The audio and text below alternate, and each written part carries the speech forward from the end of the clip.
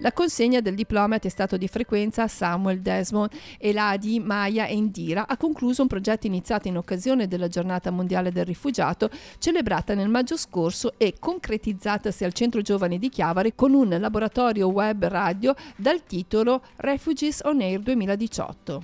Il Servizio Migranti decide insieme alla direzione del villaggio, nella mia persona e con i miei colleghi, di avviare un laboratorio radio per gli utenti. I 5 partecipanti hanno dapprima svolto un lavoro di preparazione e approfondimento della tematica da affrontare per poi registrare una puntata vera e propria. Prepareremo la puntata insieme per poi fare una vera e propria registrazione dove i ragazzi si caleranno nel ruolo di speaker.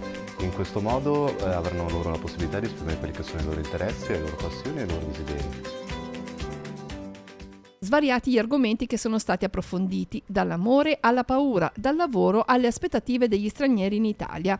Il progetto è stato originale e innovativo. I ragazzi hanno potuto conoscere il funzionamento e le dinamiche dello strumento radiofonico e al tempo stesso approfondire tematiche sociali a loro molto vicine.